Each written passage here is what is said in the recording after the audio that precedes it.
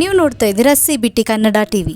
ಪಾಂಡವಪುರ ಸಕ್ಕರೆ ಕಂಪನಿಯಲ್ಲಿ 4 ವರ್ಷಗಳಿಂದ ನಿಂತಿದ್ದ ಸಂಬಳ ಕೊಡಿಸಿದ ಶಾಸಕರಿಗೆ ಅಭಿನಂದಿಸಿದ PSSK ನೌಕರರು. ಪಾಂಡವಪುರದ PSSKಯಲ್ಲಿ ಫ್ಯಾಕ್ಟರಿ ನಿಂತು ಹೋಗಿದ್ದ ಸಂದರ್ಭದಲ್ಲೂ ಸಹ ಕೆಲಸ ನಿರ್ವಹಿಸಿದ್ದ ಸುಮಾರು 40 ನೌಕರರಿಗೆ ಕೆಲವು ಕಾರಣಗಳಿಂದ 4 ವರ್ಷಗಳಿಂದ ವೇತನ ನೀಡದೆ ನೌಕರರ ಕುಟುಂಬಗಳು ಬೀದಿಗೆ ಬೀಳುವಂತಾಗಿತ್ತು.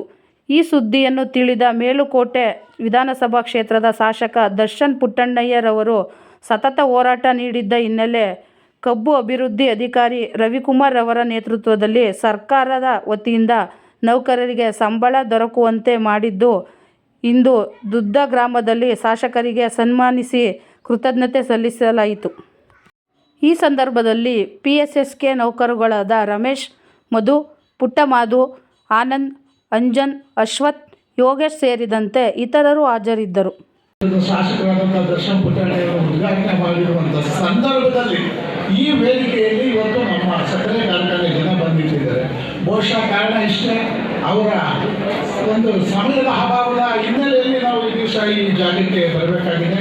ಬಹುಶಃ ತಾವು ಅವಕಾಶ ಮಾಡಿಕೊಟ್ಟಂತ ತಮ್ಮೆಲ್ಲರಿಗೂ, ವಿದ್ಯಾರ್ಥಿಗಳಿಗಿರ್ಬೋದು, ವೇದಿಕೆಗಿರ್ಬೋದು, ಈ ಪಂಚಾಯತಿಗಿರ್ಬೋದು, ಸುತ್ತಮುತ್ತ ಗ್ರಾಮಸ್ಥರಿಗೆ ವಂದಿಸ್ತಾ, ಬಹುಶಃ ನಮ್ಮ ಸಕ್ಕರೆ ಕಾರ್ಖಾನೆಯವರಿಗೆ 2017ರಿಂದ 2020ನೇ ಇಸ್ವಿವರೆಗೆ ಸರಿ ಸುಮಾರು 36 ತಿಂಗಳ ವೇತನ ಪಾವತಿಯಾಗದೇ ಇದ್ದು, ಇವತ್ತು 2025ನೇ ಇಸ್ವಿ ಜನವರಿ ಮಾಹೆಯಲ್ಲಿ ಅವರು ವೇತನ ಪಡೀತಾರೆ ಅಂದರೆ ಸುದೀರ್ಘವಾಗಿ 9 ವರ್ಷಗಳ ಕಾಲ 3 ವರ್ಷದ ವೇತನ ಇಲ್ಲದೆ ಜೀವನ ಮಾಡಿದಂಥದ್ದು.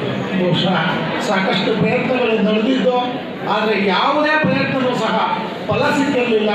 ಇವತ್ತು ದುಡಿಯುವ ವರ್ಗ ಸಾಮಾನ್ಯ ನಮ್ಮ ಮಾಜಿ ಶಾಸಕರು ದಿವಂಗತ ಹಸಿರು ನಕ್ಷತ್ರ ನಮ್ಮ ಪುಟ್ಟಣ್ಣಯ್ಯನವರ ಮನದಾಳದ ಮಾತು ಒಂದೇ, ಅವರು 2 ವಿಭಾಗಕ್ಕೆ ಅತ್ಯಂತ ಹೆಚ್ಚಿನ ಒಂದು ಒತ್ತನ್ನು ನೀಡ್ತಾ ಇದ್ರು.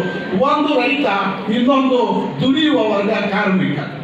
ಆ ಒಂದು ನಿಟ್ಟಿನಲ್ಲಿ ಅದೇ ಒಂದು ರಕ್ತ ಇವತ್ತು ನಮ್ಮ ಶಾಸಕರು ಇವರು ಕೊಟ್ಟಂಥ ಮನವಿನ, ನೌಕರರು ಕೊಟ್ಟಂಥ ಮನವಿನ ಪುರಸ್ಕರಿಸಿ ಸಂಬಂಧಪಟ್ಟಂಥ ಸರ್ಕಾರದ ಅಧಿಕಾರಿ KM ಕಮಿಷನರ್ ರವಿಕುಮಾರ್ ಸರ್ ಅವ್ರ ಜೊತೆ ದೂರವಾಣಿ ಮುಖಾಂತರ ಮಾತನಾಡಿ ಇಲ್ಲಿ ವ್ಯವಸ್ಥಾಪಕ ನಿರ್ದೇಶಕರಾದಂತಹ ನಮ್ಮ ಡಾಕ್ಟರ್ ನಾಗಭೂಷಣ್ ಸರ್ ಅವರ ಒಂದು ಅವರಿಗೂ ಹೆಚ್ಚಿನ ಜವಾಬ್ದಾರಿನ ಕೊಟ್ಟು